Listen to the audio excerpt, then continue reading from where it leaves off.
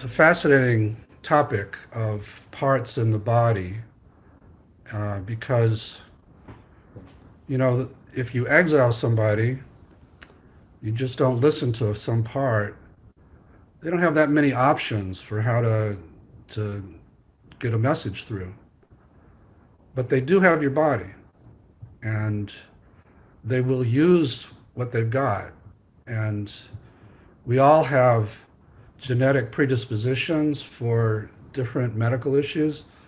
Like I have asthma is one, and migraine headaches.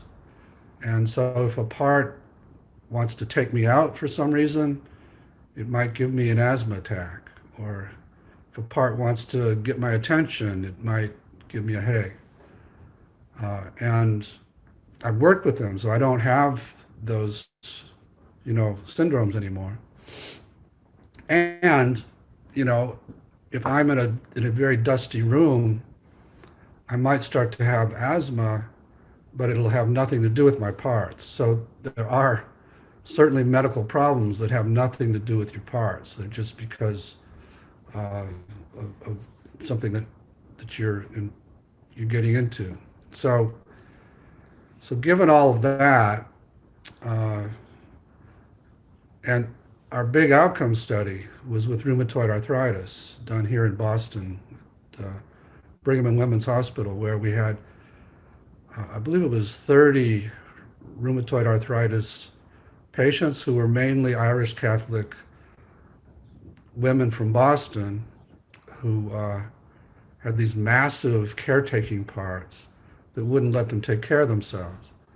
And so when we had them focus on the pain in their joints and just get curious about the pain, the parts that were using the pain to get their attention or to cripple them so they couldn't function and were sabotaging their lives, started to speak about how much they had felt locked out and how much they would never listen to. And as we worked that out, the physical arthritis got much, much better to the point where some people went into complete remission.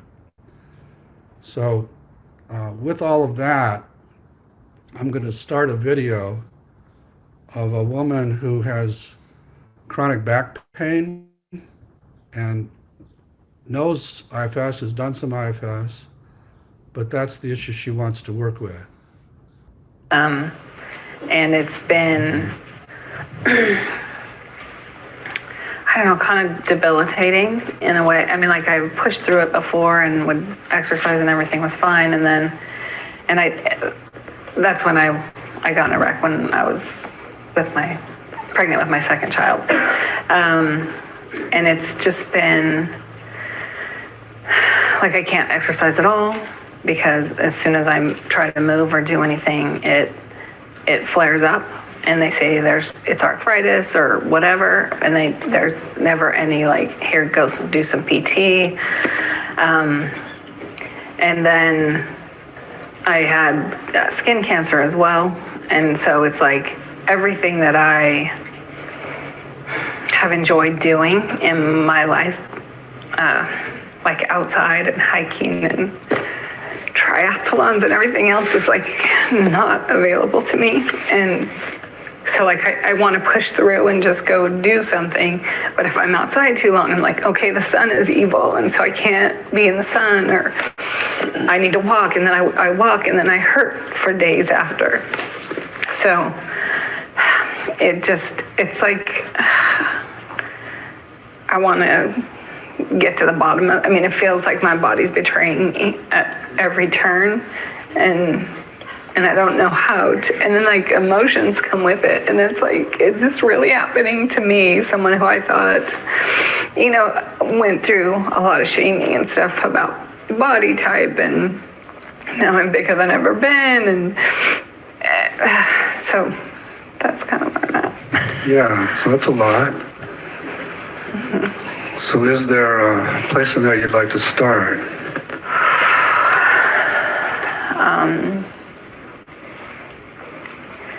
Well, I guess I don't know what to do with the pain. Like, I don't know how to deal with it. Okay. And I don't know if it's trying to tell me something or if, We can check that out if Okay. you want. It may not be, it may just be arthritis in your back.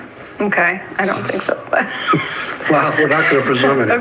Okay. So yeah, any parts that, I know there are parts that are hopeful that we could get to the bottom of it and don't go. right, and right, Yeah, but we're just going to be totally open-minded. okay, Okay? So you ready? yep, So go ahead and focus on the pain itself. okay, And I assume it's in your back. And as you notice it there, how do you feel toward it?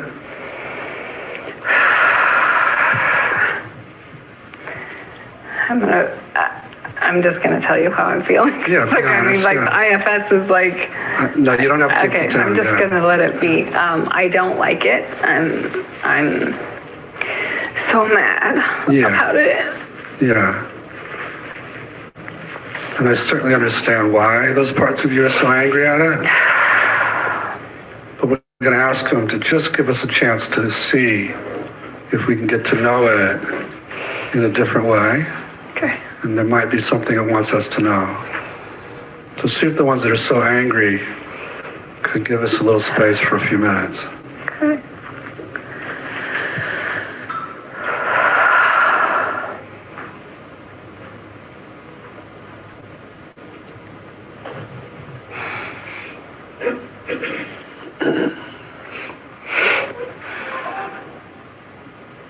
Okay. There's a lot happening in my system. Yeah. But yeah, okay. How are you feeling toward the pain now? And again, don't pretend Okay. because you know what the right words are. Right. Yeah. I'm still mad at it. Okay, so what does the one who's mad need to be willing to give us some space? Does it need a voice for a while? Does it need us to listen to it? Yeah? Yeah. Okay, so focus on it and find it in your body, around your body. There's like a fear that comes in. It doesn't want to do that. Doesn't want to Look at look at the anger yeah. and ask the fear what it's afraid would happen if you worked with the anger. It might unearth some other horrible thing, Some other horrible piece of like information. trauma or something? whatever. Okay. And what would happen then if you unearthed something horrible? What's it afraid It of? thinks I won't be able to deal with it, or Okay. that it'll take over. And Yeah. Okay. So Tara, ask this fear how old it thinks you are.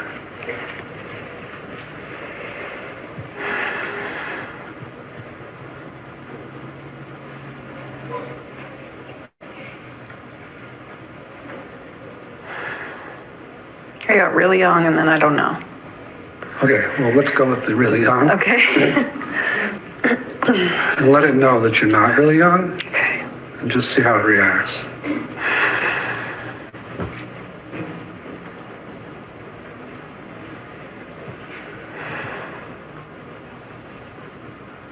It's shocked. Yeah. So have it maybe turn and look at you or just find a way to convince it that you're not really young.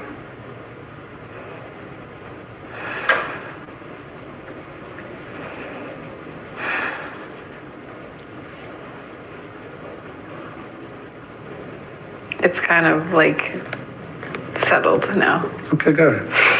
And ask now if it'll let us help the anger one. Yeah. Okay. So how do you feel toward that one now? Okay. Okay. All right, so see what it wants us to know. The anger. Yeah.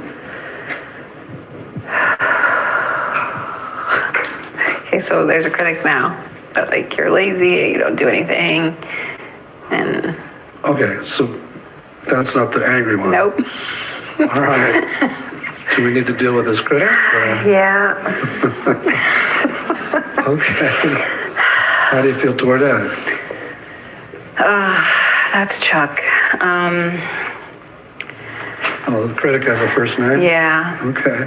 He is very large. I try really hard to be curious about Chuck. He really doesn't make me happy most of the time, though. All right. And he's so mean. All right. So can all the parts that get hurt by him or afraid of him give us some space, or do you want me to talk to him directly? Oh, you should talk to him. All right. Yeah. Okay. Just to help those of you who are new to IFS catch up a little bit. So this is a good example of how we start in one direction, which was the pain, and I was just going to have her get curious about the pain and get to know it. And then the part who was angry at the pain came in a big way and wouldn't leave. So in contrast to other sessions where the parts would leave and we just kept going to the target part, instead I shifted to the anger and it became the target part. And then we sort of start over. How do you feel toward the anger? And we're starting to try to get to know the anger. And then Chuck comes in, this critical part. And so he won't step out. So now I'm going to have to get to know him and spend some time with him. And this also takes care of that question earlier about how do we deal with anger, I think. So we're killing a lot of birds with one stone with this video.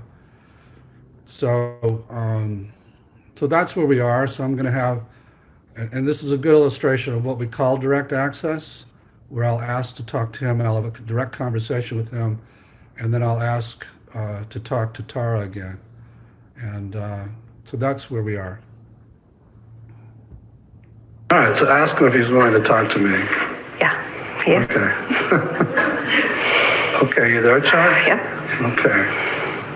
So you're pretty hard on Tara, is that right? Yeah. So tell me why you do that to her. My other parts, he's so mean. Okay. Because she's lazy and doesn't do anything. And she needs to get off her ass. All right, so you're trying to motivate her. Yeah. Okay. And she's fat and she's ugly and she's, just so disgusting. All right, and what are you afraid would happen if you didn't say this to her all the time? That's a good question. Just let him speak. Okay. Can you ask it again, please? What are you afraid would happen if you didn't call her these names all the time? She would be 300 pounds and just do nothing and unemployed and just worthless. Okay. All right, so you're trying to keep her in shape and working and... I'm like, I know she has potential, like to get back to a weight that feels better and is healthy, and it's not even, yeah. Okay. So is weight your main focus, or is it also... No, it's like healthy. Healthy. You want her to be I want her to be able to like do any activity she wants to. Yeah. Within reason, right? Like she doesn't have to do the triathlons anymore, but do a duathlon maybe. Except the swim's the best part. So anyway. Okay, so I get it, and of course you're frustrated with her back issue, right? Right. Ugh. So it's so, like I'll finally get her motivated and she'll do something for like 3 days and then she'll blow it off. Yeah. Because she's in pain. Right. Okay, so I get your dilemma. How's it working for you? It's not. It's not, right? Okay. I even like I try moderation, be flexible, just do a little bit, just stretch every day, just. No, I'm talking about how's the shaming approach going? Oh no, the shaming approach is not working. Not working, right? No, she eats worse. Yeah, exactly. And does nothing, even more nothing. Right. So you open to trying something different? Yes. All right. And would you give us permission to go back to that angry one? Yes. Okay. Good to meet you. Nice to meet you. Do I remember your name was Jack? Chuck. Chuck, that was it. Good to meet you, Chuck. Yeah. All right. So let me talk to Tara again. Okay. Okay. So see if you can find the angry one.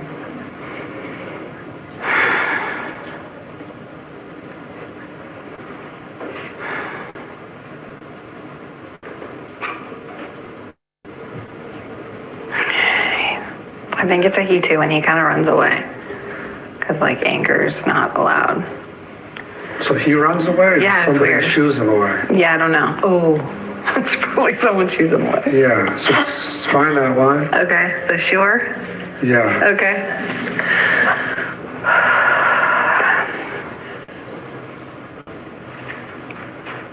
Okay, that's a girl. Okay, and ask why she does that. Because it's a worthless emotion and it doesn't help. And it's just dumb. Okay, but would she give us a chance to maybe help it? Because it's not just a bundle of anger, it's a Right. part in that role. Okay. Okay. She says okay? She says okay. All right, so tell the anger it's safe to come back. Okay. So I think yesterday we talked about how it isn't just these vulnerable hurt parts that get exiled, but there are protectors who get exiled. And this is a good example of anger in exile and then how we work with it. And we just worked with the part that had been keeping it in exile, and it gave us permission to get to know the anger. He's there. Okay, how do you feel toward him now? I'm curious Okay. toward him. So let him know. Just see what he wants you to know.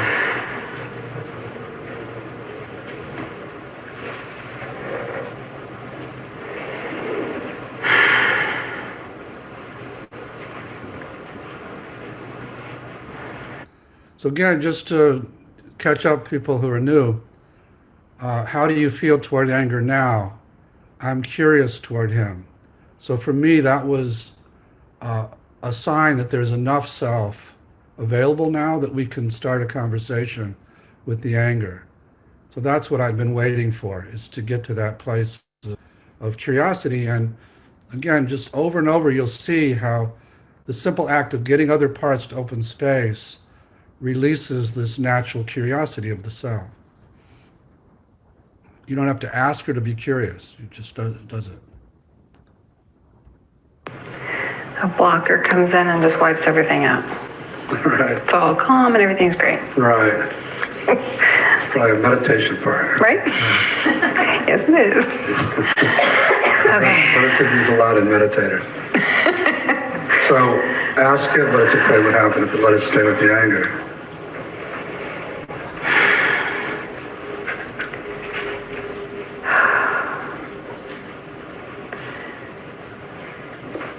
It'll be ugly.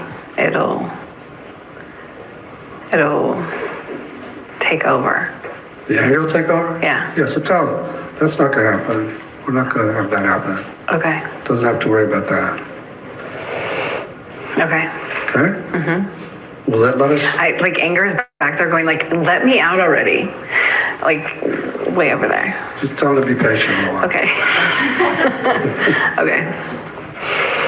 All right. So how do you feel toward him now? Towards the anger? Yeah. I'm curious what he wants to say. All right. I don't really know. So let him know. Okay. He's kind of behind bars. Should I let him out? You let him out. Okay. Okay. I feel blending or flooding or something. I don't know. With him? I don't know. Just check.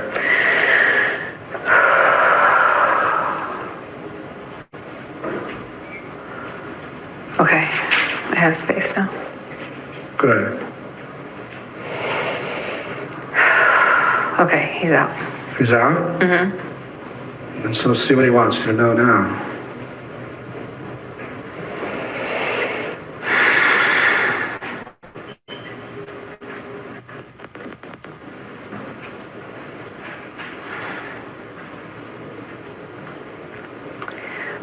A blank. Ask him why I came back. Okay. Like it wants to describe what it looks like, and it feels like that's not allowed. So it's like, I don't know. It wants to describe what anger looks like. Sure, like go ahead. He's like a big scary monster. Like a big scary monster. He's got one eye. He's Okay. like tripod-y. I don't even know. But he's ugly. Okay. How close are you to him in terms of feet away? I'm pretty close. Like a couple feet or? Yeah. Okay. How are you feeling toward him? I'm a little apprehensive, but I'm okay. Okay. To just tell all your parts this thing I've been saying, which no part has any power if you're not afraid of it. So all the scared ones can go into a waiting room. Okay. Okay? Mm-hmm. How do you feel toward him now? Interested. Good. Let him know.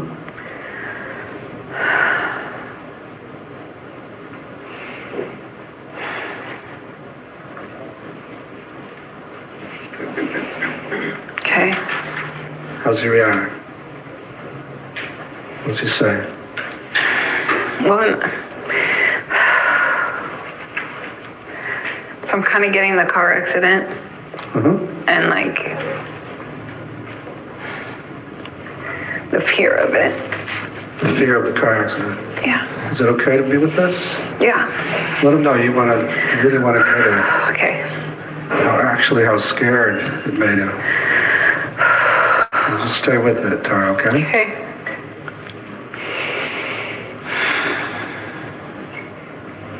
I was pregnant. You're pregnant, yeah. And my 2-year-old was behind me. Wow.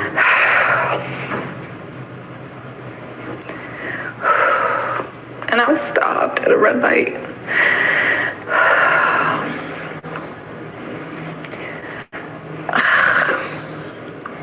There's a judgmental part that's like, you shouldn't, I don't know, like you shouldn't share that, just move on, but I don't, Why is it saying you shouldn't share I that? don't know. So ask it, put it in the waiting room. Okay. And now we want to be a little firm with these parts. Okay.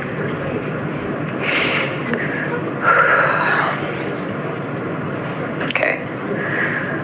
Tell him to keep going with what it was like. Stopped at the red light. Stopped at the red light, talking on the phone because you could still do that. And it was near Christmas, and it was dark, and just out of nowhere, like this car just slams into the back of us at like 55, I think. I mean, I know that now, but and because it hit so hard, we went up and over like this, and so I don't know. Anyway, I ended up head to head, like bumper to bumper with the gal that hit us, and like I just went straight into being a medic, and I'm like, someone needs to do C-spine. I mean, like I got Anna out of the back, and I felt something, but I didn't know what it was. And I'm carrying her, and I'm like, someone needs to do C-spine on her. And I'm yelling at nobody, because there was nobody there yet. But she was passed out. And Anna woke up and was crying, and she was crying, and then some guy stopped and said, ma'am, you need to sit down. I go, what? But someone needs to deal with this lady because she's unconscious, and blah, blah, blah. And he's like, you're bleeding. And I'm like, oh, okay. And I still had Anna. I don't know if someone took her.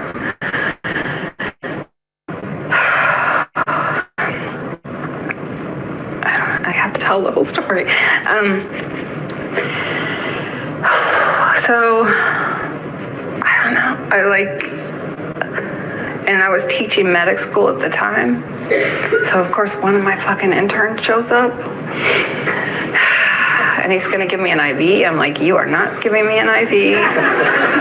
I know how bad you are at this.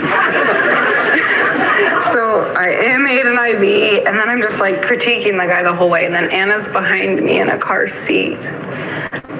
And they didn't do left lateral recumbent, so they put me on a backboard, but they kept me flat, which is just wrong when you're 7 months pregnant. But I was just like, I'm pretty sure I was in shock.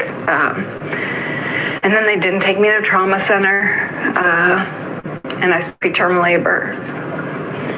And my parents, who I don't really like, had to take my child. And she stayed the night with them, and that was like the scariest part of the whole thing.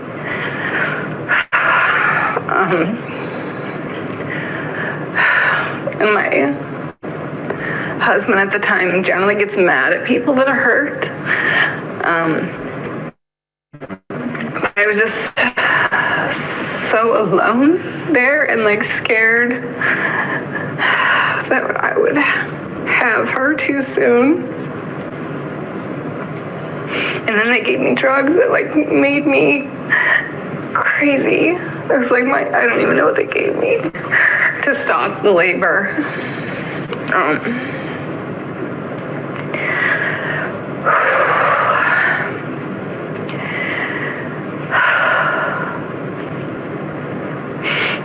But it was really just, I felt really alone and just super scared, and I don't know that I ever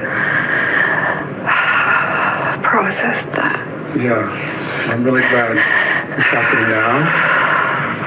Yeah, so just see if this angry part, if there's anything more it wants you to get about it. You just want to get everything about it. I was so worried about that lady that hit me. Yeah. And I never got mad at her. Yeah. And like, she had to be life-flighted. But like, I never got to be mad about it. Yeah. It was always like pain. Yeah. And then worried about this the whole time. Yeah, exactly.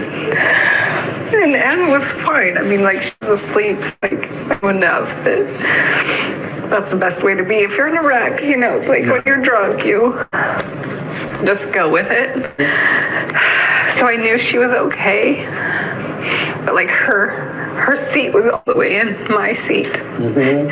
And I got hit with I had a bottle of candle crap, I don't even know what it was, like sanding in the way back.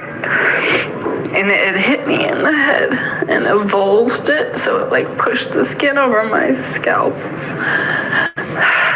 And I just didn't even feel it. I just felt the wet on my back. Right. There's something about the mad part that's really important, and I still feel like I can't. We're getting there. Okay. So let it know. We get all of that, and we want to know more about the anger. Just let it know you're ready now.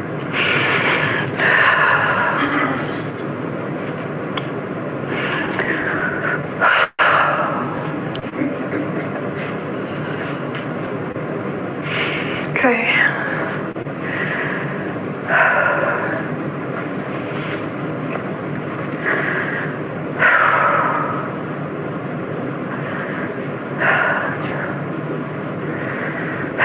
I'm blank again.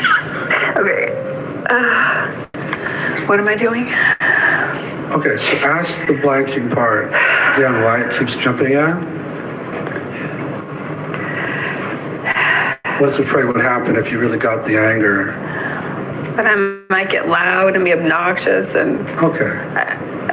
And then what? I don't know. People would judge? I judge, yeah. All right, so... I judge myself even. Yeah, we can handle that critic. Okay. But would it help to hear if there'll be anybody here that'll judge you if you get loud? Yeah. Say that. Yeah. So anybody be judging Tara if she gets loud and...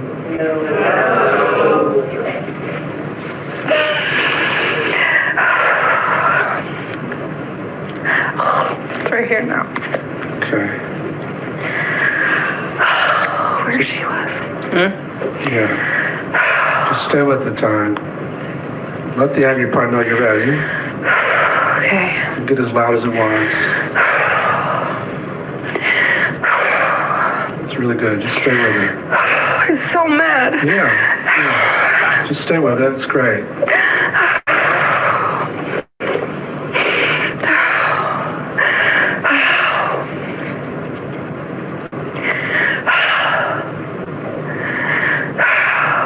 There's a part that's like it's not okay to be mad at other people, but I'm so fucking mad at her. Yeah, so that part is going into the radio. Okay.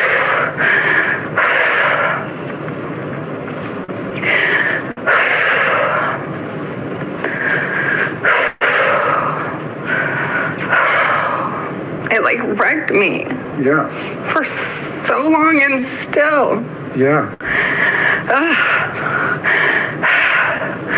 So this part has every right to be angry about that. Let it know that.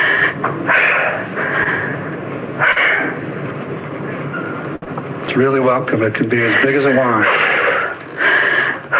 Can I stand up? Please, yes. Yeah, it's great. It's great. Just keep going. Keep going. Keep going. I'm so embarrassed. Yeah, Okay. Of course. Fantastic.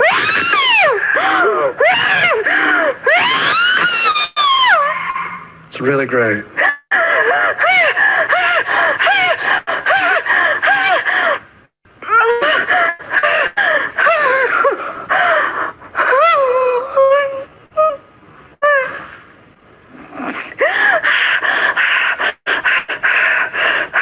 It's really great that this part can be here now.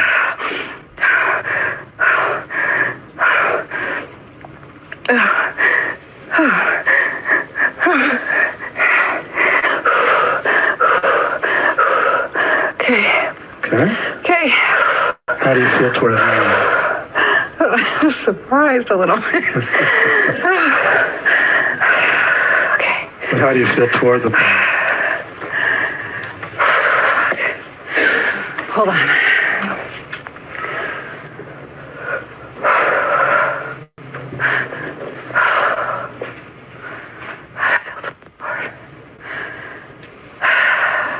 It's been stuck. Yeah, it's been stuck, right? Yeah. Yeah. Like really, really stuck. That's right. How's it doing now? I want to apologize. Yeah, do that. Apologize to it for locking it up. No, I don't apologize to them. What?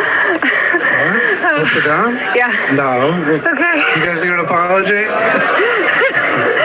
Okay. But you can apologize to the angry one. Okay. Okay. Oh God.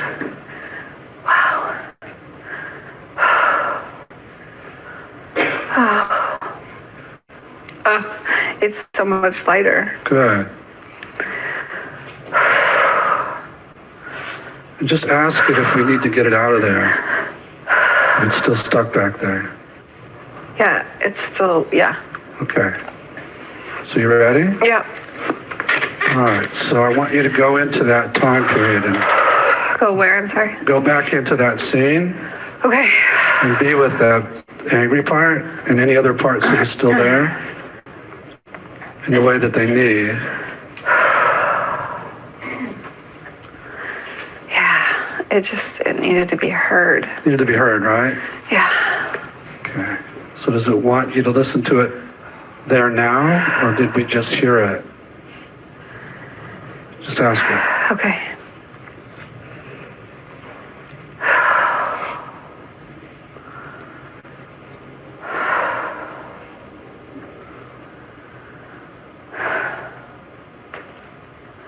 It hurt. You heard it.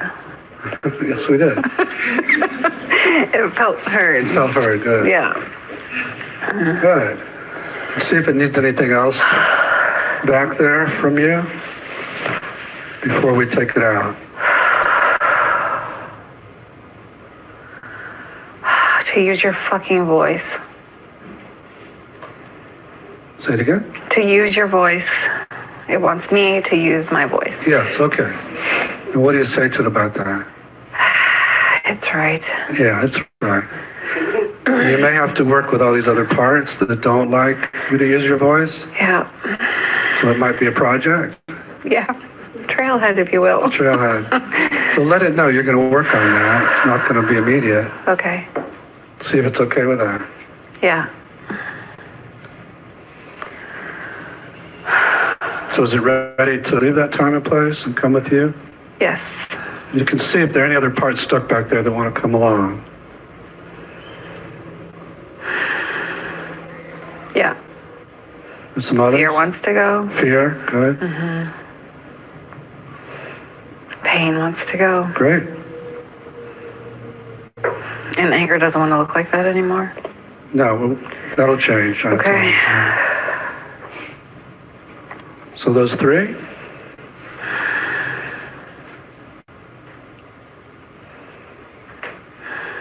And like the pleasing part wants to go too. Yeah, let's take it too.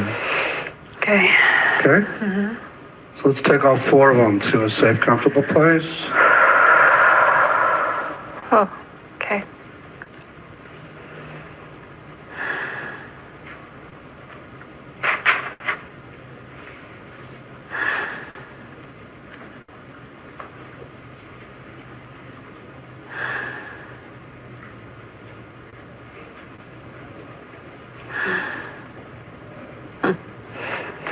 Okay. Where do you have it? Yep. Where? Oh, I'm sorry. We're in a lodge at Denali, looking at the mountain. Nice. How are they doing now? They're much happier You're good. and comfortable. And see if now, and let them know they never have to go back there. You're going to be taking care of them. And see if now they're ready to unload the feelings and beliefs they got from that time. There's a little like, don't totally believe me, but They don't believe you that they can, or what? know that I will. Take care of them? Yeah, Okay. that part. Do they have reason to not believe you? Probably. Yeah. So tell me, that's another project. Okay. That there might be parts that'll take you away from them, and you're going to keep working with those. Okay. And see if that works better for them. Yeah. Okay? So see if now they're ready to unload the feelings and beliefs they got back there. They all kind of have different ones, I think. Okay, yeah, that's right. Okay. So they could do it one at a time or together. It's up to them. Okay. They're ready. What do they want to give it all up to? Light, water, fire, wind, earth, anything else?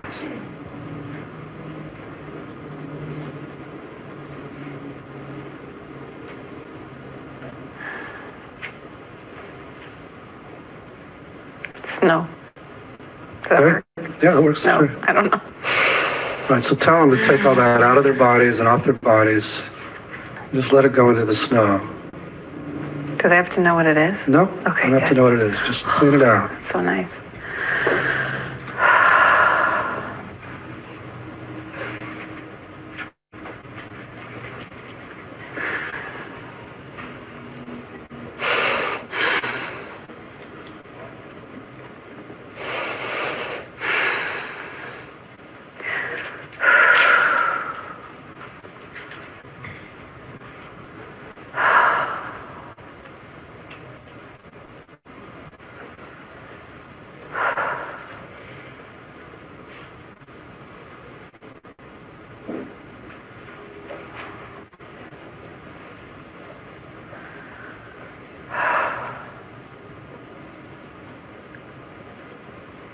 Okay. Okay, it's all out? How are they all doing? Good. Good. They want party. Okay. So, you can party shortly, but tell them Now to invite into their bodies qualities they'll need in the future. See what comes into them. Courage. Courage?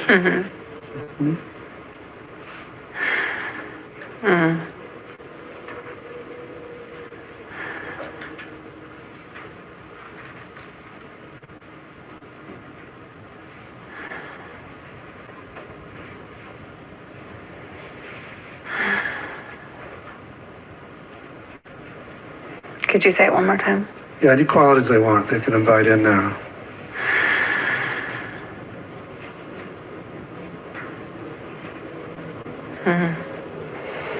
Connection. Uh-huh.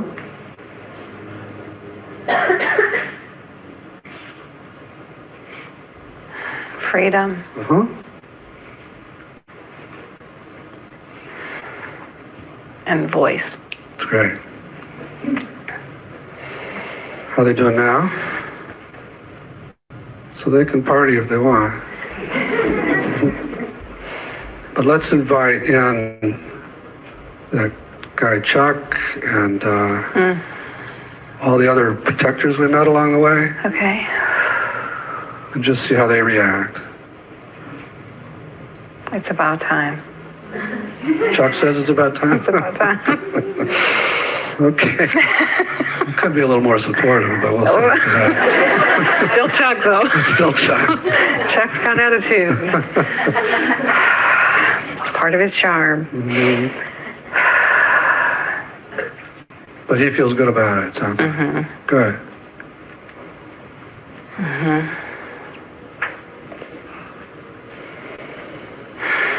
They're relieved. Good.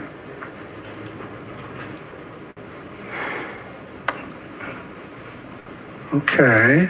My analytical part wants to come in and just say, like, understand better. And I don't want that to. Yeah, tell it to wait. We can Okay. talk later. Okay. Any other reactions happening?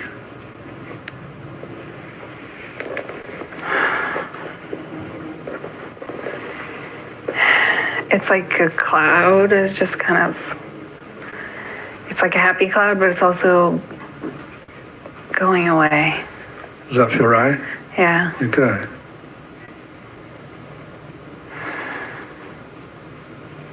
There's kind of delight. That's great.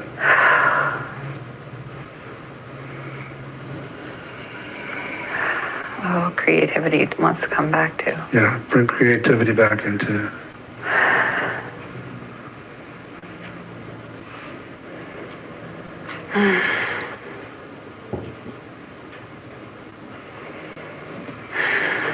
And then before we stop, you can go back to the back pain and just see how it feels to be with it now.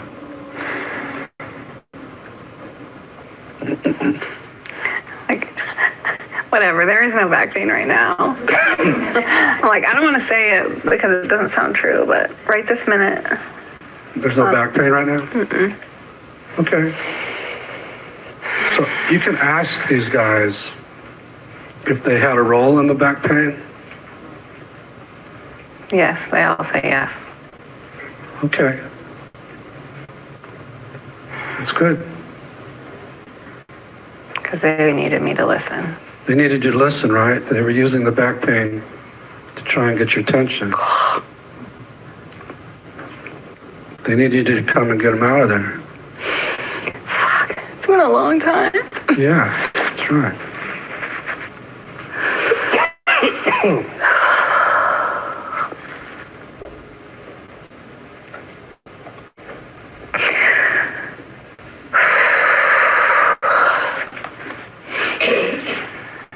So let them know if they ever need your attention again, that you'll listen. Okay.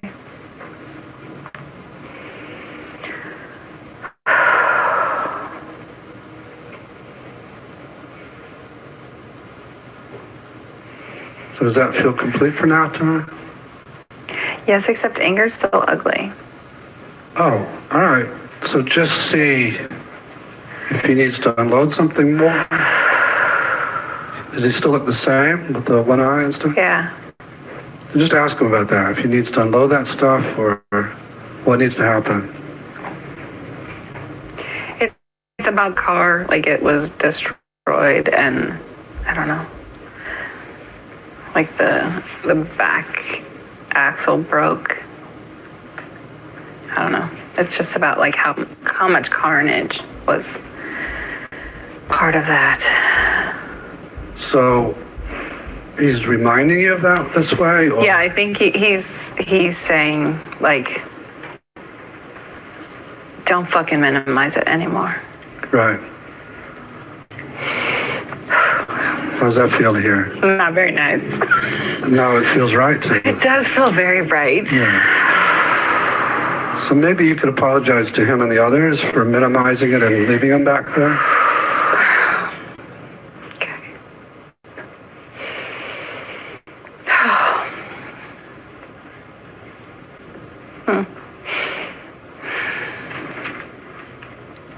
And he can keep the suit if he wants, if he's afraid you would minimize it. Or if you could commit to not doing that, he could probably unload it.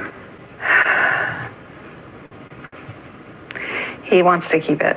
That's fine. Because I'm notoriously minimizing. Okay.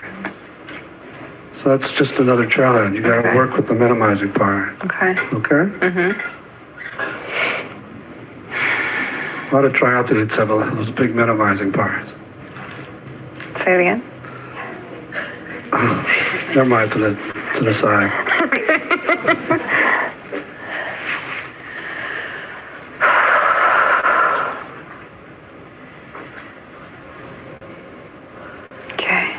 So how's that feel now, Tara? Good. Feels complete for now? Mm-hmm. Yeah. Welcome back. Oh my God. How do you feel?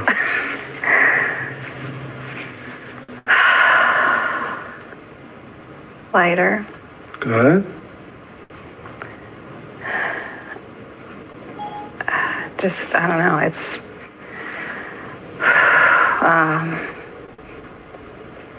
amazed. Yep. Thank you. Welcome. You open to hearing from people? Sure. Okay. So yeah, that was intense. So we're going to shift, and I am going to show this video that I've been hinting at. Whoops. I got to find it. And as I look for it, I'll give you some of the background. So I don't know how you feel about this whole sort of movement toward using psychedelics to heal people. But I'm mixed about it because I've picked up the pieces from people that have had really bad trips. And I also think that IFS has a lot to contribute to prevent that kind of thing. So there is a group, just 1 second here. The people who actually have spearheaded the research on MDMA are IFS therapists. It's a guy named Michael Mithofer and his wife Annie. And they're now in these phase 3 trials, and they continue to have extremely good luck with PTSD. And I think I said this, Michael is an IFS therapist, and in the original protocol, they put in that, it's frustrating, I can't find this. They put in that they wouldn't do any particular kind of therapy. Instead, while the person's on the journey, they would just be present in a kind of Rogerian way. And, but they found that spontaneously, over 70% of the people, because they started keeping track, started doing IFS on their own. They would start to see a part and start to to work with it. Oh, here it is. Okay. And so this is about a 10-minute video that illustrates that process. So hold on one second. Great. Glad you have it all on. Are you ready to take your capsule? Sure. Jump in the inner tube.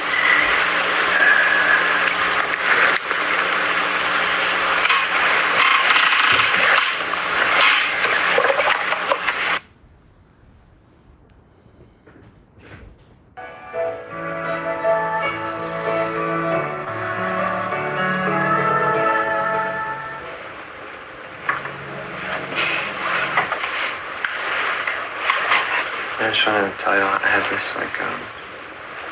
this really intense feeling come over my body, and my heartbeat started beating real fast. But I didn't get at first. I started feeling a little afraid, but then once I started breathing, I've never felt that before.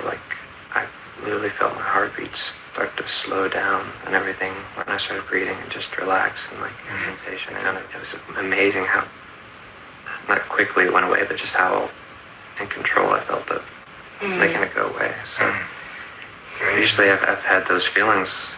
In a way, it kind of felt like when a panic attack kind of comes on, and my heartbeat started, I felt my whole body flush and get really hot, and then I was just amazed how I was able to not really fight it, but kind of relax. That's good. I just thought y'all Yeah. might want to know that. Yeah, So you may thanks. have.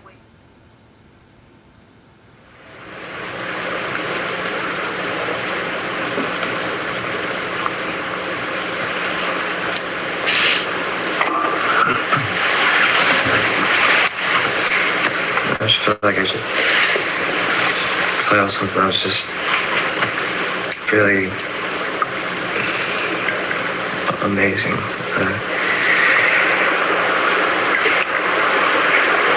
It's hard to put it in words. I feel things that would come up, and then every time they would just blow away like sand. And I even purposely tried to think of things bothersome, like money issues or something. And this voice, this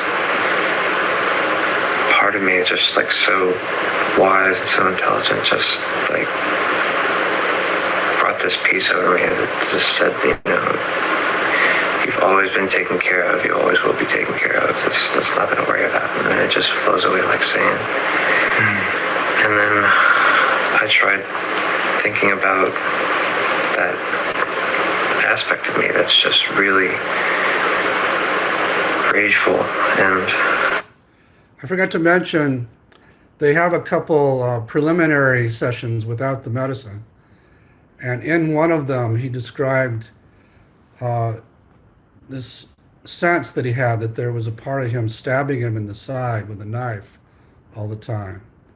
And again, they don't do anything with it, but just to give you some context, that he was fighting with it, and it was stabbing him in the side.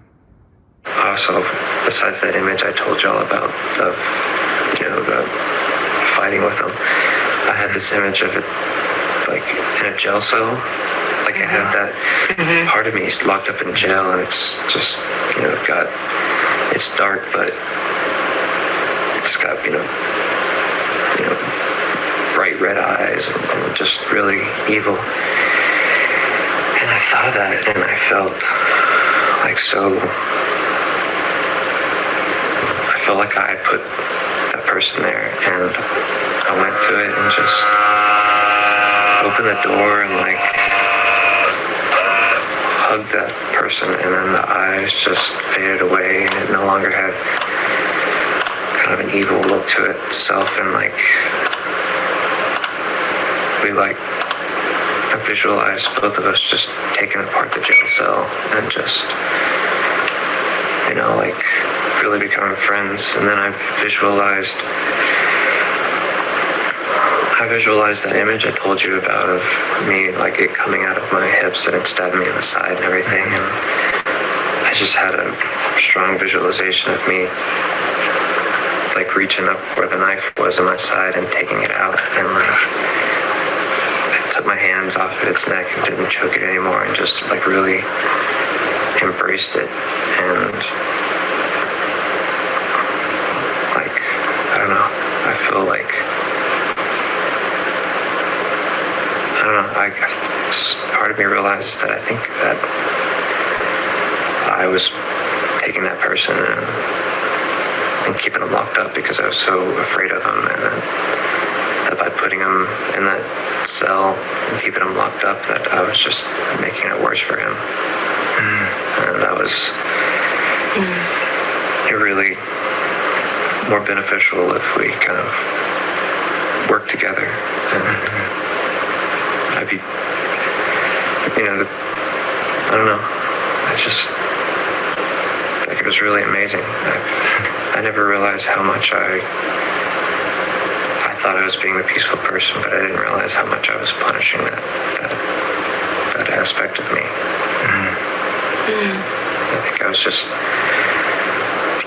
I think maybe in Iraq I saw what it was capable of, and I think I was too afraid to,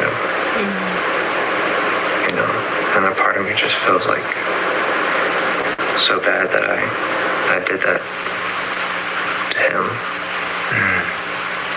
I mean, I know it's me, but I just describe it wisely. Part of you. Yeah. But I just, that's really amazing. And I don't know, I just got this amazing sense of just, I guess, wisdom. I really don't know. Sounds a lot like wisdom to me. It was really amazing. And even when I try and think of that really rageful aspect of me, like I can't even, I know it's there, but it just doesn't, I really feel like so much more at peace with like everything. Great. Like even if I try and think about Iraq and everything, like I somehow feel like really peaceful about the fact that that's my journey, and that Yeah, thanks for sharing that. part of me I know this is part of the part of the drug, but when I try and think, am I going to be able to hold on to this this understanding and this somewhat of wisdom, this knowledge that I have now? I mean, just asking myself that question, I feel like it's so profound that I don't think I could really get it. I really felt like I met that aspect of me. It's just very, very calming, very sage-like. That just was like very comforting, and like I don't know, it's amazing how I felt like so much lighter. Like I keep thinking of that aspect of me that I kept in a cage, and Sounds like that part of you needs some lightness. I know it feels like I don't feel like best friends now. Like like you want to chat and get caught up, and Beautiful. I really feel like you said, that part of me is a protector, and it's not dangerous.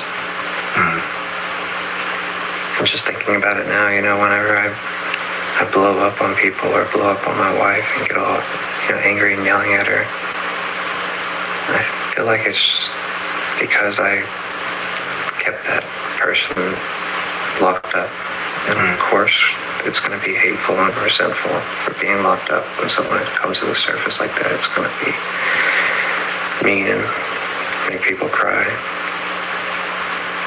I really feel like letting it breathe and letting it be is just going to be so much better for me. I think so.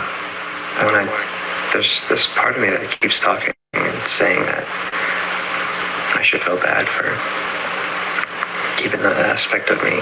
Like part of me that's saying like it's all your fault that you created all those feelings, those anger and all that other stuff. But then I don't know what part of me is saying that, because every time it says that, that sage part of me just says it's part of being human, you know? I don't know why I couldn't have come up with this on my own, but I'm glad I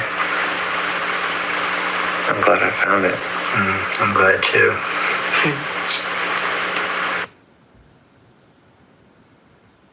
Yeah, so when I saw that video and heard all these other stories, it was so validating, because it does feel like I just stumbled onto a way of helping people get going in what they already know how to do in terms of heal themselves when they access enough self. And, you know, he kept talking about that sage, that wise part of him. And my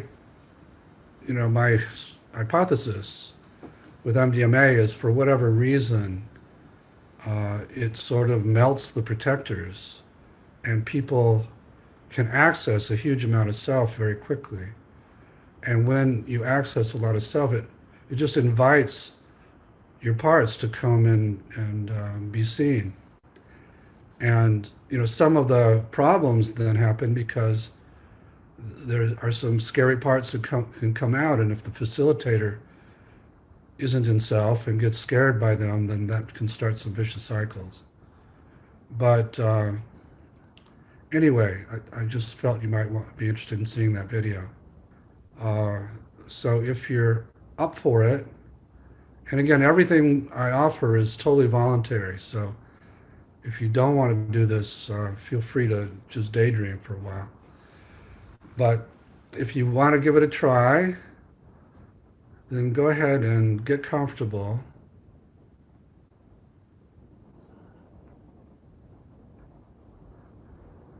And this time, I'm going to invite you to think of a person in your life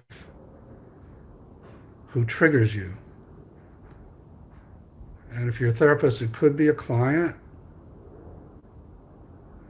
but it could also be a family member, or a friend or peer, or a colleague at work, or politician.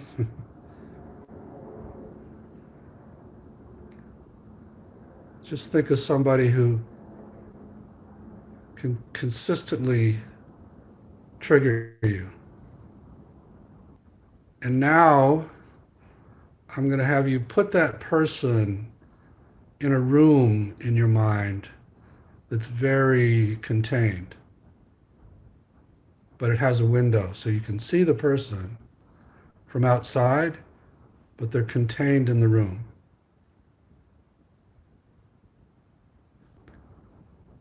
And then while you're watching from outside, have the person do or say the thing that gets to you, and just notice what happens in your body and your mind as you get triggered.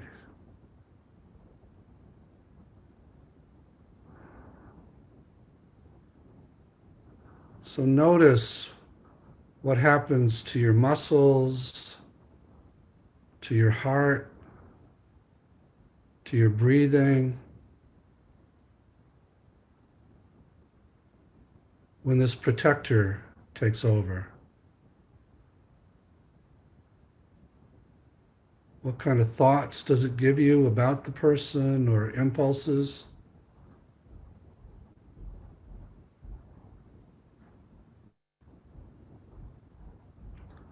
We're just getting a felt sense of the impact of this protective part on your body and your mind.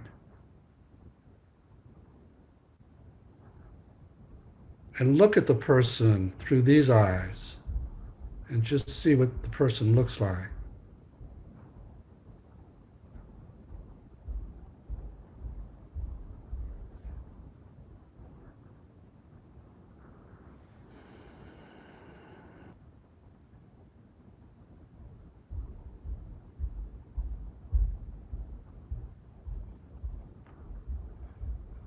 And then tell this protector that you're not going into that room in this exercise. So it's safe for it to stand down and relax a bit. And if it's willing to, you'll notice a shift, a palpable shift in those areas of your body and your mind. So if it's willing to relax and step out, notice what happens to your muscles and your breathing and your heart.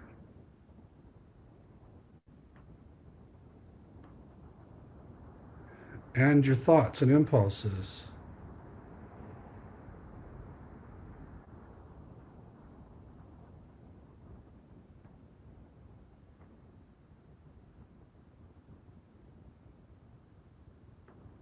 And look at the person through these eyes and see if he or she looks different.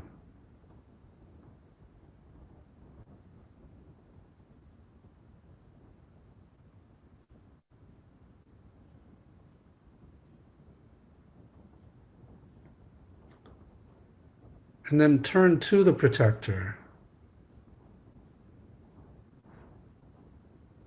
and see if you can get curious about it.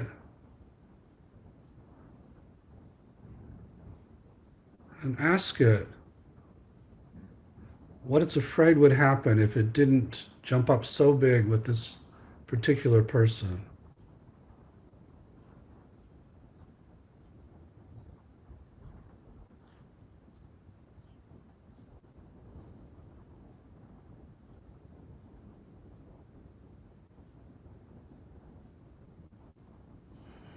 And if it answered that and you learned about what it's protecting, then see if you can extend some appreciation to it for trying to keep you safe from this person, and see how it reacts.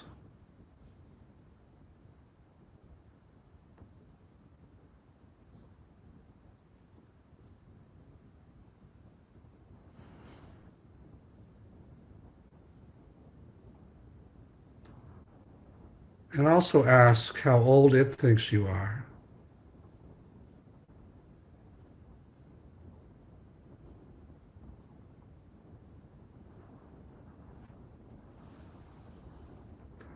And go ahead and update it if it needs updating.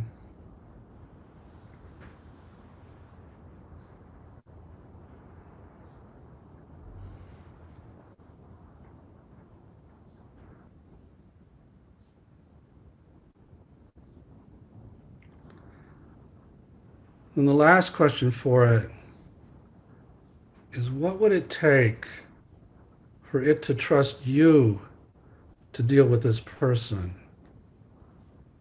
so it didn't have to work so hard? What might it need from you to trust you more, to handle this person or people like him or her?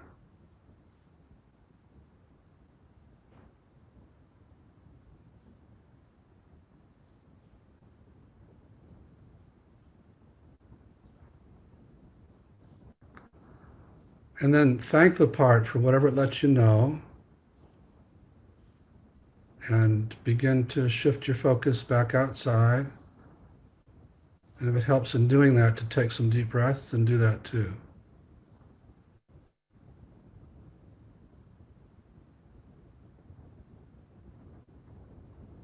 I think it's time to do one last demo. And so the same procedure. Hi, welcome. There you are. Yeah, welcome. Good to see you again. So before we start, I'm going to go inside myself and I'm going to ask parts to open a lot of space. I'm going to invite everybody else in the group to do the same so we can bring a lot of this self-energy to you as you do this.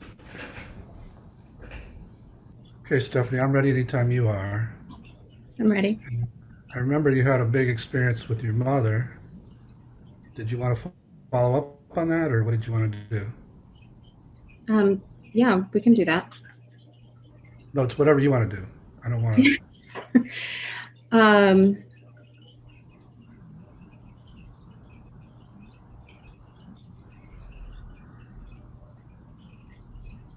okay, yeah. That's what I want to do. Okay.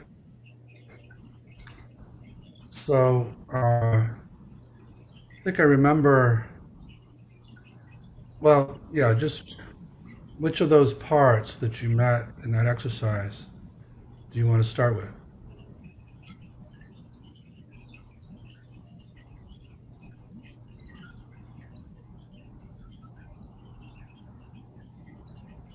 I think the teenager, the manager or firefighter, I'm not sure which she would be. Yeah. But she's the one that cut you off from your mom? Hmm. Yeah. So go ahead and find her in your body or around your body.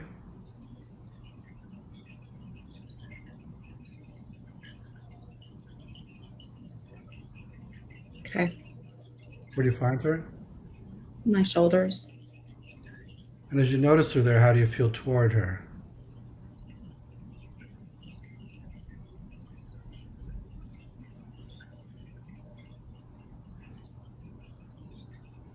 Little sick to my stomach, disgusted maybe You're disgusted by her?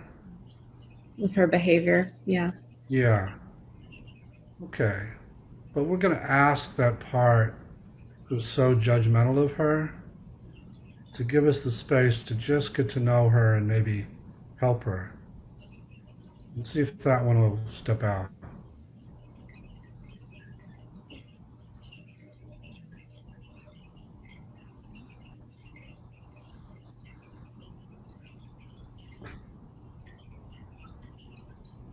Okay. Now, how do you feel toward the teenage part?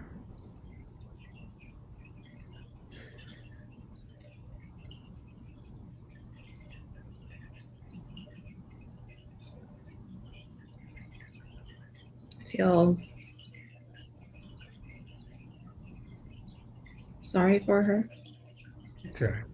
So let her know that and see how she reacts to your compassion.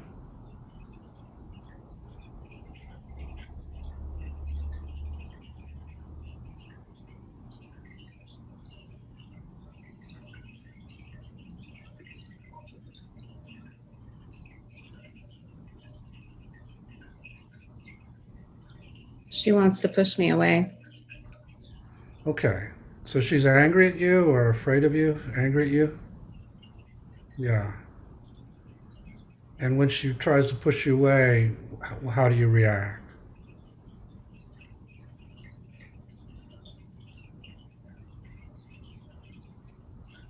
I just have my hand out to her. Good. Yeah. So if it's possible, just stay in that compassionate place, even as she rejects you.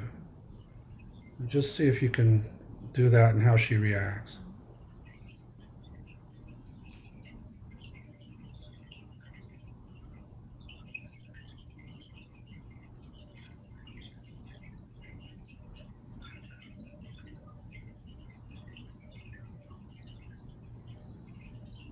She's crying. She's upset now. Yeah. How close are you to her in there in terms of feet away? Can you tell? Maybe 5 feet. Okay. And as you see her cry, how do you feel toward her?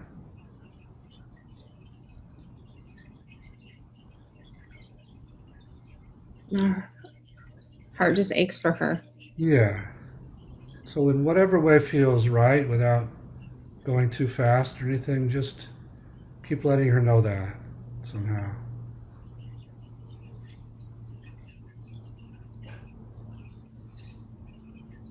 She let me put my hand on her shoulder. I'm right next to her. That's great. That's great. So, Stephanie, we're just going to hang out like this with her until she trusts it more and feels more safe with you, however it feels right.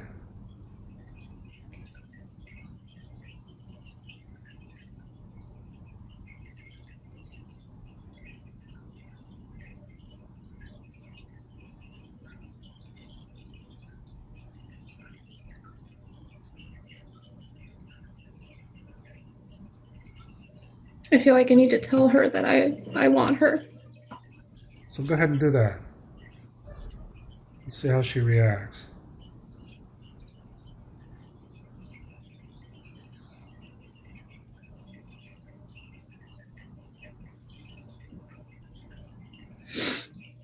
She's crying. Yeah, She's leaning on me. that's fantastic. Yeah, it's really good. And maybe let her know you're sorry you let that disgusted part be so hard on her.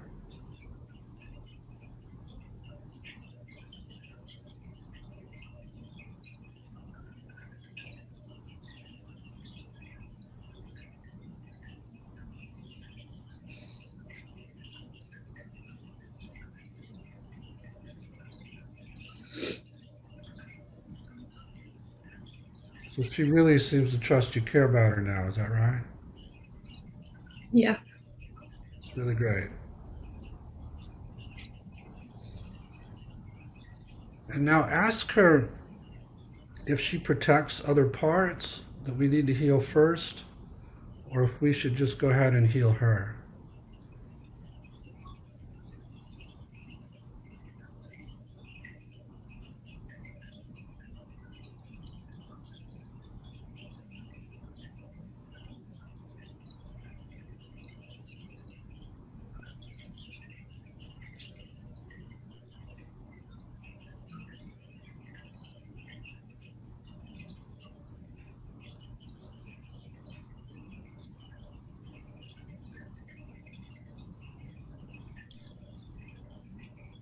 There's another part. Okay. So ask her if it's okay if she lets you know about that one. See what she can let you know about it.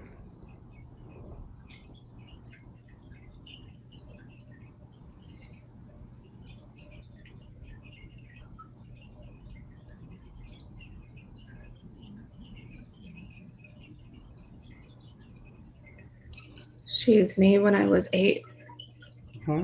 9. Okay. And ask the teenager if we have her permission to go and heal that 8-year-old, 8 or 9-year-old. Yeah. It's great. And just check if any other parts are afraid to let us do it in this context. No. Okay. So go ahead and find that 8-year-old in your body or around your body.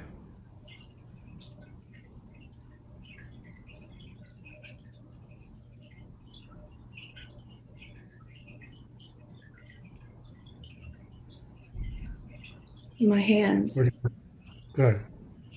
How do you feel toward her?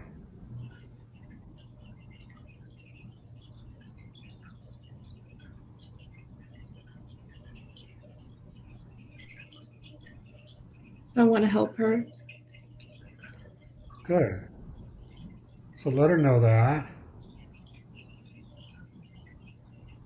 And how close are you to her in terms of feet away?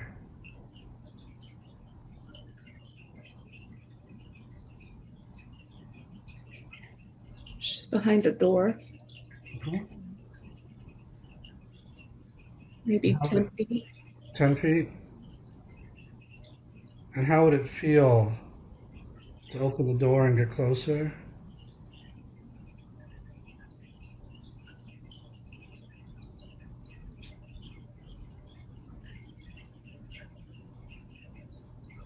It feels scary. Okay. So before we do, let's check with the fear. and just ask the fear, the scared part, what the fear is about opening that door.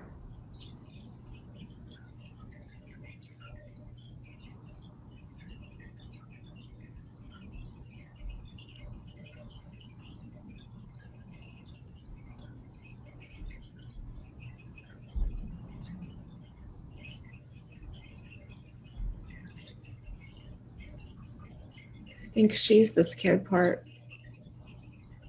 Oh, she's afraid to have you open the door? Yeah. So ask her why. She's afraid it's going to be somebody to hurt her. Okay. So can you let her know that you're not there to hurt her?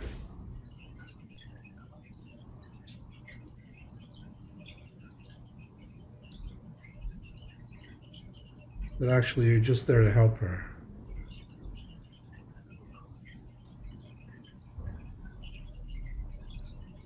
Okay. Okay? And how would it feel now to her to let you in? She's opening the door. Good.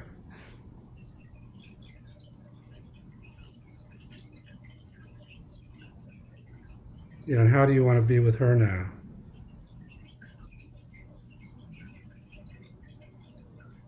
I want to take her out there.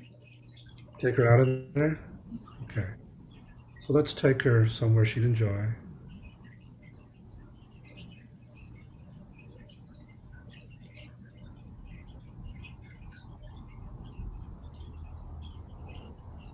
Okay. And how does she seem? How does she feel toward you now? How is it for her to be with you? She trusts me. That's fantastic. So we're just going to stay with this for a little while, Stephanie. Just build that trust a little bit.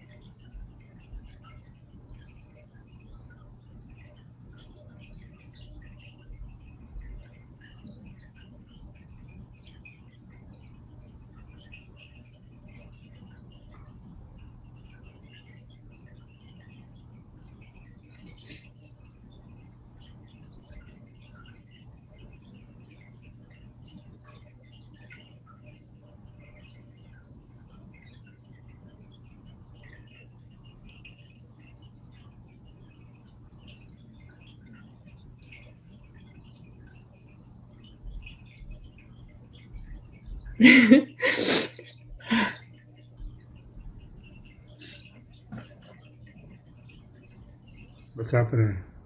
She's just having me do so much stuff with her. What kind of stuff?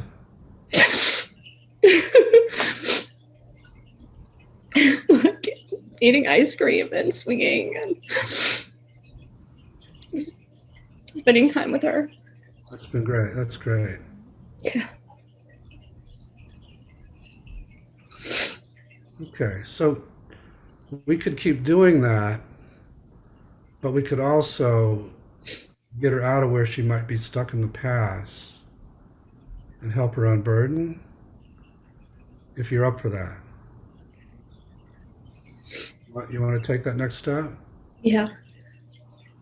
Okay. So I'm going to invite you to ask her to really let you know what happened to her in the past to make her feel like that. And you can share what feels safe with me and the group. And so you don't have to share anything of what she shows you. Just ask her what happened to her and to let you really get it this time so you can get how bad it was for her.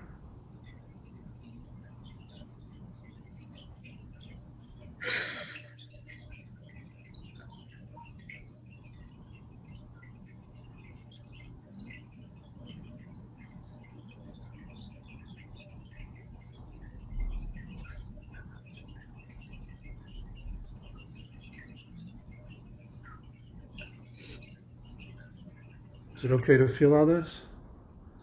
Tell her it's okay to let you feel everything she wants you to feel and see and sense so you really get it this time.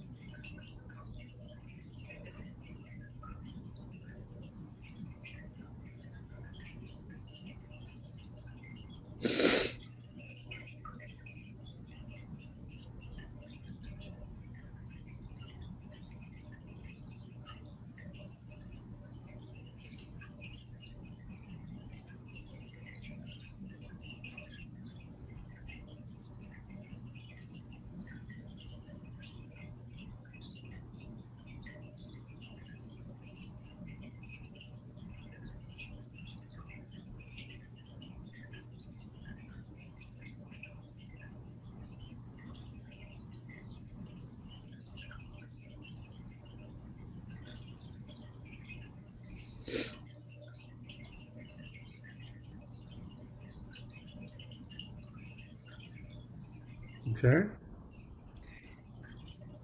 You want to keep it private or do you want to say anything about what she showed you?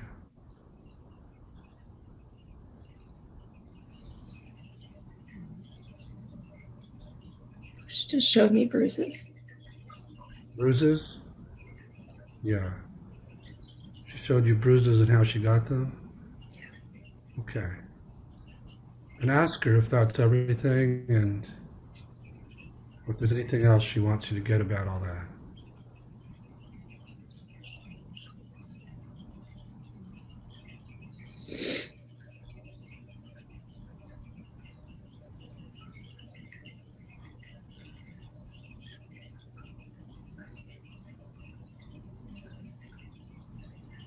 She wants me to know that she doesn't understand why no one helped. Yeah. She's really confused about that. So let her know we get that too.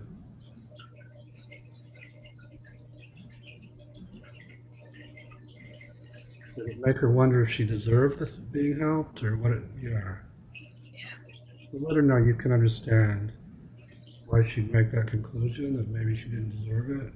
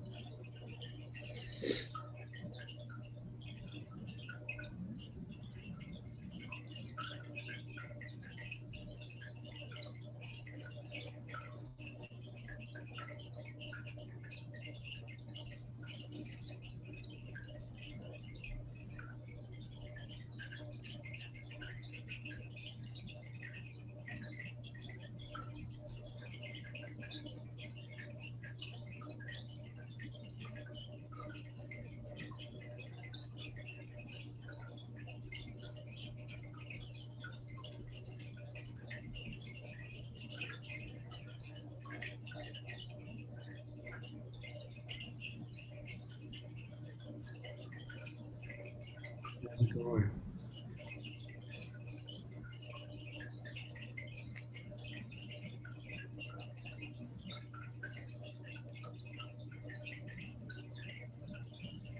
She feels safe with me. Good. Does she feel like you get everything now? Yeah. Okay. But Stephanie, if you haven't yet, I want you to go into that time period and be with her in the way she needed somebody. Just tell me when you're in there with her. There? Yeah, How are you being with her? I'm with her. How does she like having you there? She likes it. Okay, good. Ask what she'd like you to do for her back there while we take her to a good, safe place.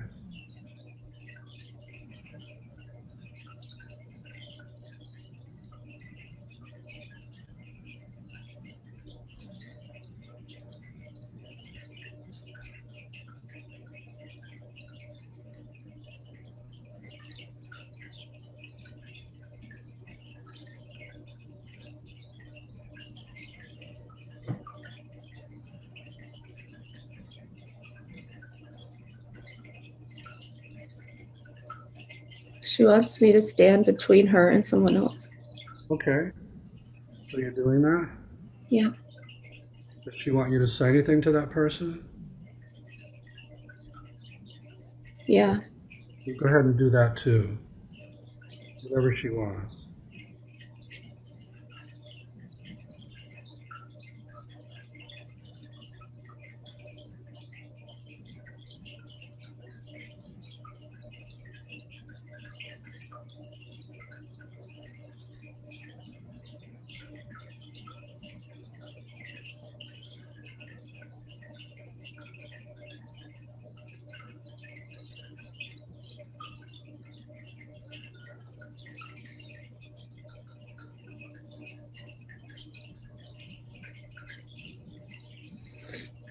Okay.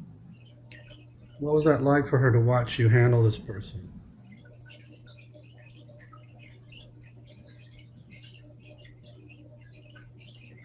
She's just clinging to me. Great. And ask if she wants you to do anything else back there. Like, does she want you to talk to the people who didn't help? Yeah. Go ahead and do that for her too. Whatever she wants you to tell them, just do that.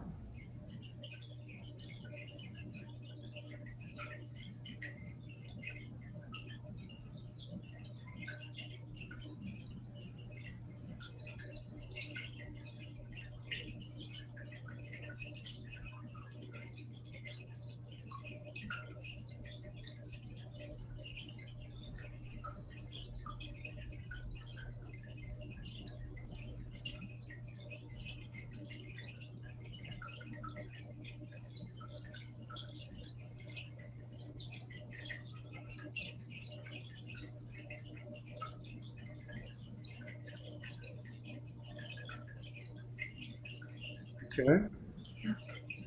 How was that for her to watch? She loved it. Good. And just see if there's anybody else or anything else she wants you to do for her before we take her to a good, safe place.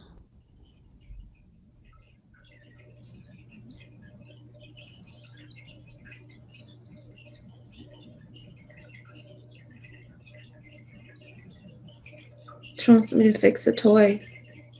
Okay. Go ahead and do that for her too.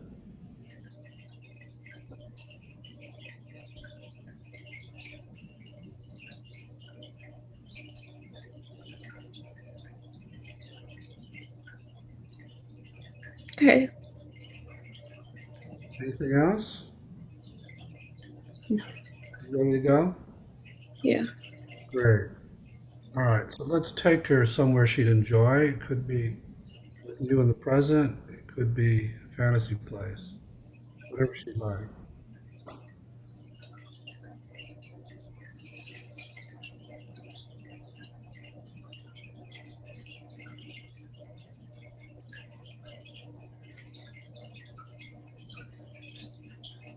Okay.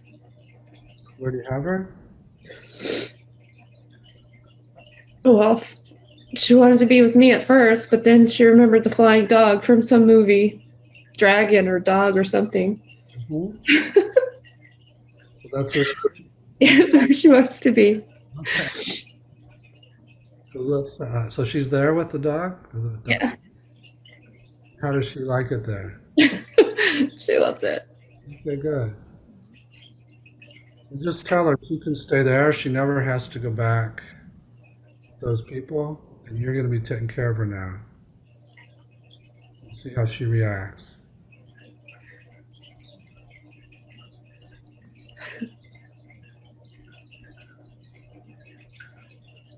She's happy. And ask her if now she'd like to unload those beliefs and emotions she got from those times.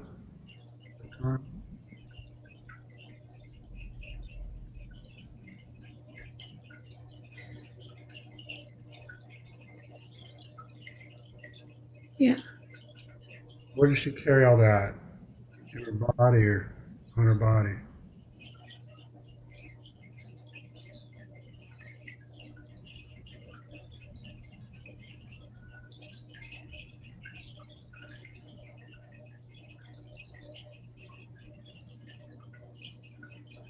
In her hands.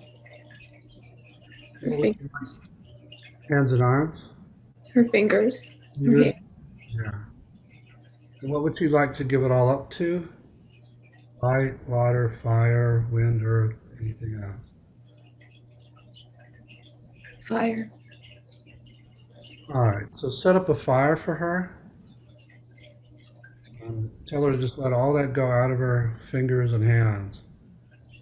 Let the fire take care of it.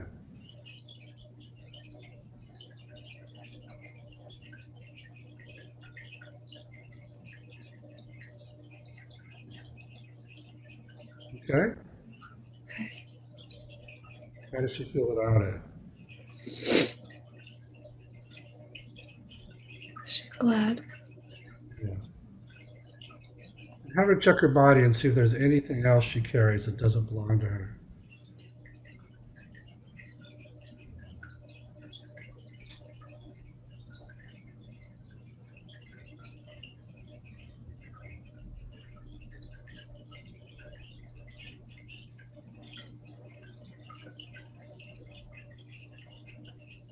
No. Great. Okay, then tell her now to invite into her body qualities she'd like to have and just see what comes in.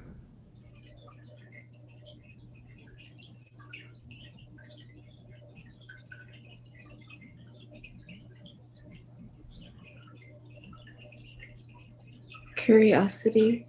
Mhm. Courage. Mhm.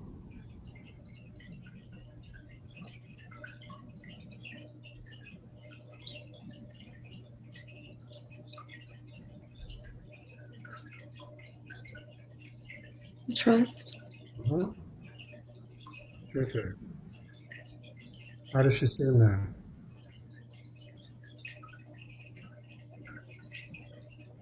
She's happy.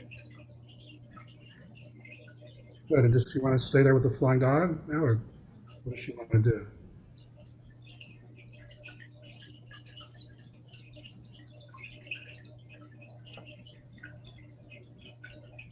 I think she wants to stay with me. Yeah. So let's have her be with you.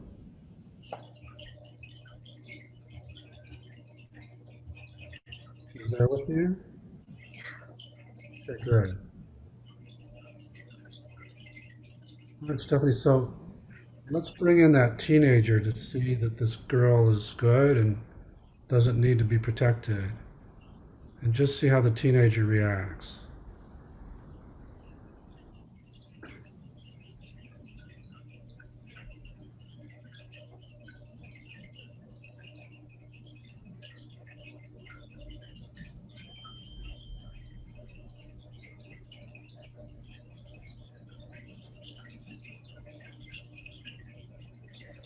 She's relieved.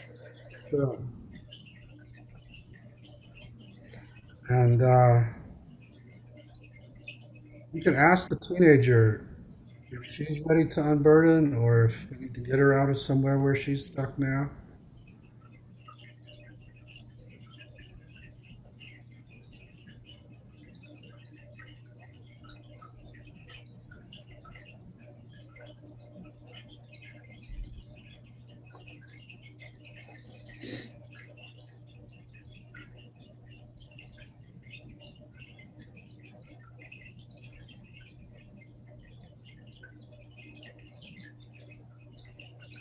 Yeah.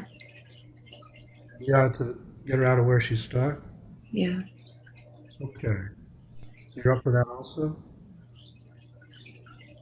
So tell her to really let you get what happened to her in the past, however she wants to convey that.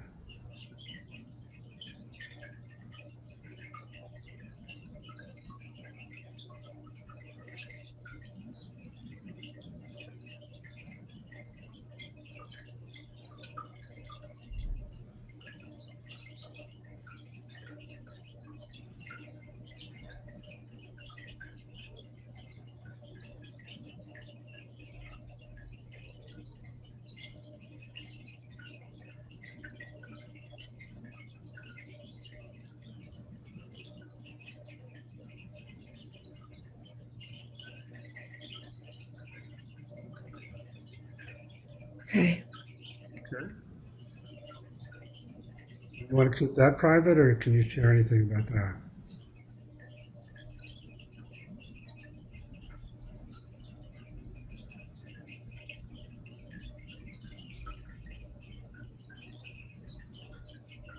Something bad happened, and then she had to talk to a lot of people about it. Okay. But she felt like nobody cared anyway. Okay. Does she feel like you get that too now? How bad that was for her? Yeah. It's having the same process. I want you to go to her in that time and be with her in the way she needed somebody.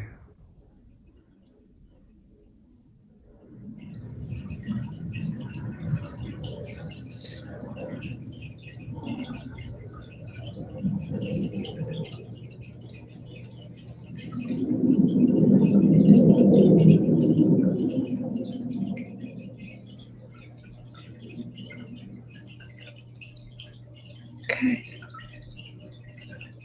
Okay. How are you being with her?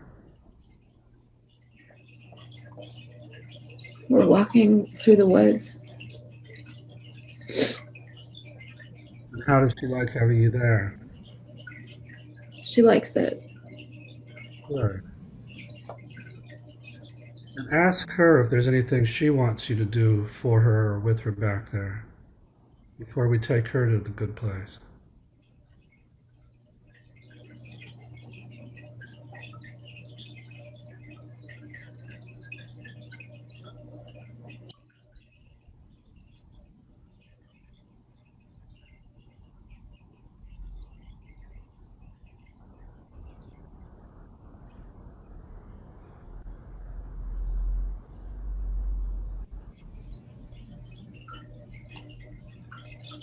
Yeah, she just straight up asked me if she could just stay with me. What do you say?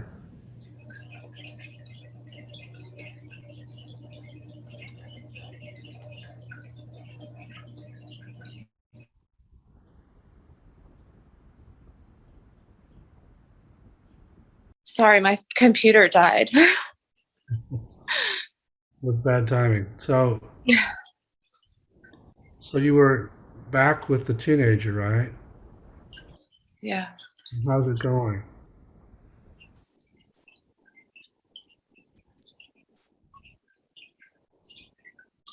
Well, I was confronting a lot of people Good. for her. Good. And how was that for her? Just check with her. What's that been like for her to have you do that? Very validating. Good. Good. Good.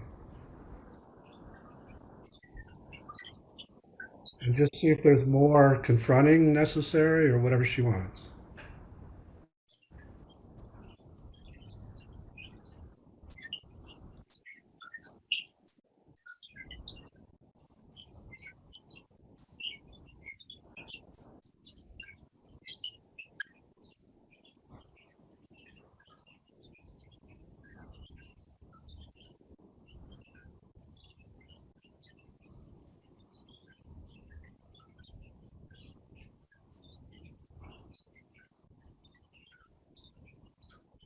She's okay. she ready to leave with you and come? Yeah. All right, so let's take her where she wants to go. Again, it could be with you and the younger one in the present, or it could be a fantasy place.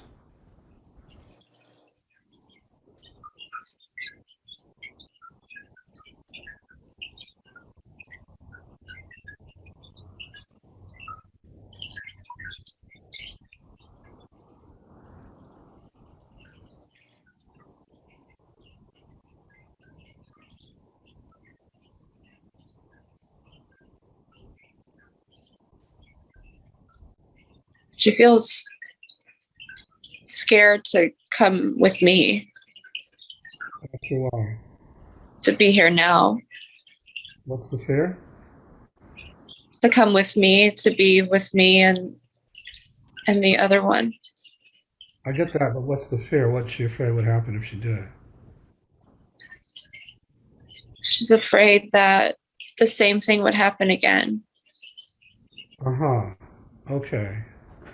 And what do you say to her about that?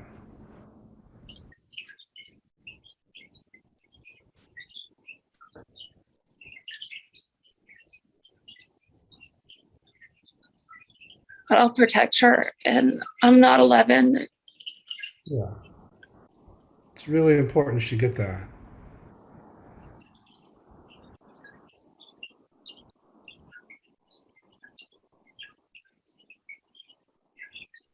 Can she believe in you? Yeah. Okay.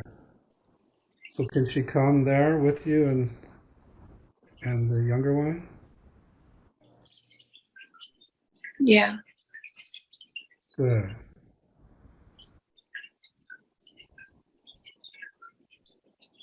And Stephanie, let her know that she never has to go back there either.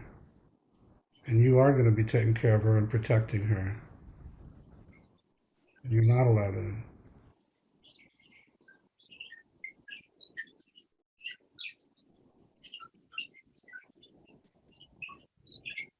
And see if she's ready now to unload all the feelings and beliefs she got from that time. And where does she carry all that in her body or on her body? On her shoulder. And what would she like to give it all up to? Light, water, fire, wind, earth, anything else?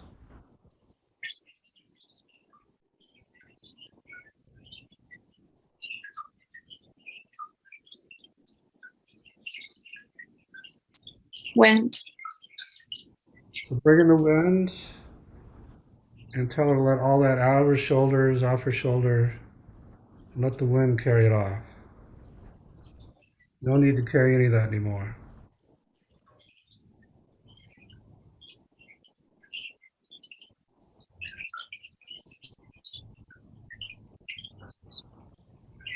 Okay?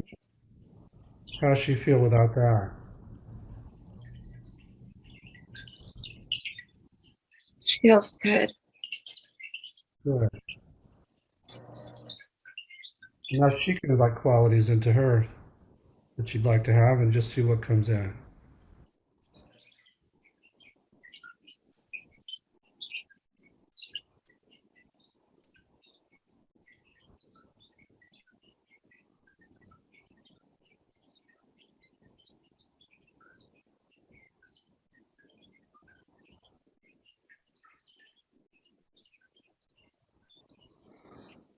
Playfulness. Adventure.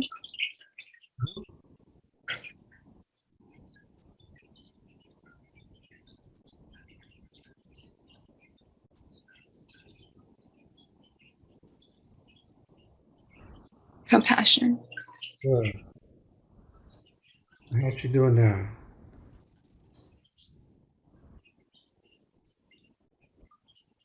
She's doing good. It's great. Okay, and let's bring in the one who was initially disgusted by her so we can see what she's like now.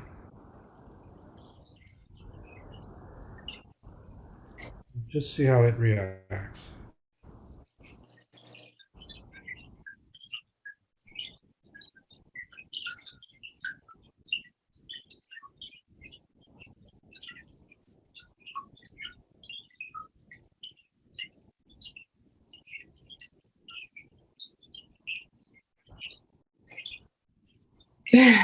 She laughed and said, "That's better."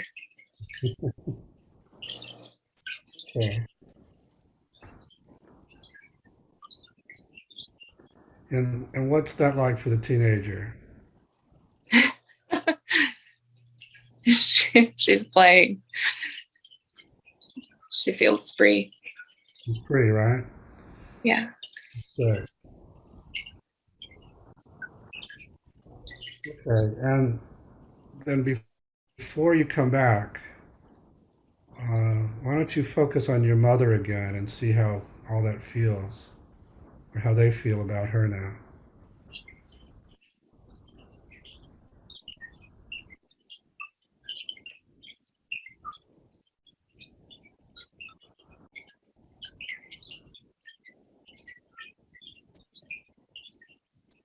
I don't blame her anymore. Okay, good.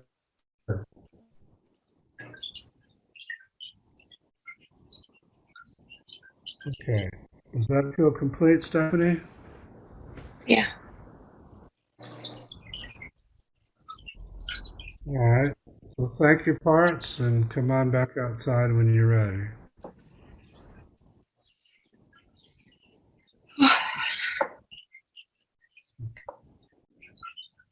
How do you feel? Almost like a different person, a little bit. Good.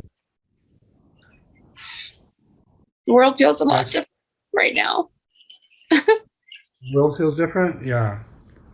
Say more about that. Just feels like I can do anything, like I'm not afraid. Yeah. It's great. Yeah. It's great to have that teenage spirit back. Thank you, Dr. Schwartz. You're welcome, Stephanie. And I see in the chat everybody's talking about how beautiful this was. Thank you, everybody. You have quite an expressive face, so it's really great to watch. Thank you. I've had a great experience with you guys, so I appreciate all the interest, and hopefully I'll see you down the road some point. Okay, and last thing I typically say is, may the self be with you.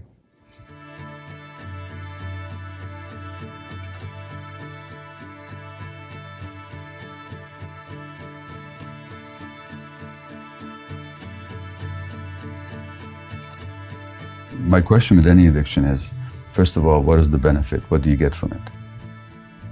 Okay, I get a sense of importance. I get a sense of being wanted. Okay, where did you lose that sense? So I asked them to go to the trauma. Where did they lose the sense that they're good enough just as they are without having to do anything? The second question is, what is the impact on your life? So if I'm honest about it, the impact on my life has been depletion and fatigue, depression when I'm not working, reactivity and an adversarial relationship with the person I love the most in the world, my wife, lack of inner peace. These are heavy impacts to pay. So first of all, empathetically get in touch with yourself and find out what it's doing for you that you like. And acknowledge that yes, we all need to feel important. We all want to feel that we belong, that we have a place in this world. Those are good things. It's just that that particular modality will not get it for you. And then look at the impact. And if you see that the impact is more than you want to pay for the benefit, now you have the motivation to make some changes. Psychedelic drugs are the most misunderstood and underrated therapies in psychiatry. They were medicines from the 1950s to late 1960s when they were banned because people started using them and voting against war in Vietnam. And since that ban, there's been no research, and we've had 50 years of people deprived of their therapeutic potential. And in the last couple of years, my group and others, such as the Beckley Foundation, have been fighting back to try to restore some semblance of rationality in this debate. We've shown that if you use magic mushrooms, you can lift chronic depression in people who failed multiple antidepressants with just a single dose of psilocybin, the active ingredient in magic mushrooms. And these effects can last for months. This is a potentially very powerful, revolutionary treatment for chronic depression. Similar studies have been done using, again, magic mushrooms in addictions to cigarettes and to alcohol. But all this research is extremely difficult and very expensive because the drugs are called illegal drugs. They're put in a schedule, which means that they're treated as if they are more dangerous than drugs like fentanyl or heroin, which are way more dangerous and more sought after. So my hope is people to ask the question, why don't we change the law to allow doctors to use these drugs? In the first instance, in research, and if the research turns out positively, let's roll that out into clinical practice. Parts turn out to be little personalities inside, full range personalities. For example, you got angry, and I asked you to focus on your anger. And I'd ask you where you find it in your body, around your body, which you could locate. Maybe it's in your chest. And then I asked you how you felt toward it, to the point where you got curious about it and you asked it some questions. You would learn, if you waited for the answer and not think of what it was saying, that it's much more than just a bundle of anger, that it has some fear maybe, that it has desires for you, that it's trying to protect other parts of you. It would have a lot to tell you about itself. So, and I just stumbled onto that discovery when I was very young, and my clients started talking about these parts. For that, I got intrigued and did find that as they started to talk to them, these parts have a lot to tell us. They're not just single emotions. They're not just a voice that's saying the same thing over and over. They actually have a strong desire to help us.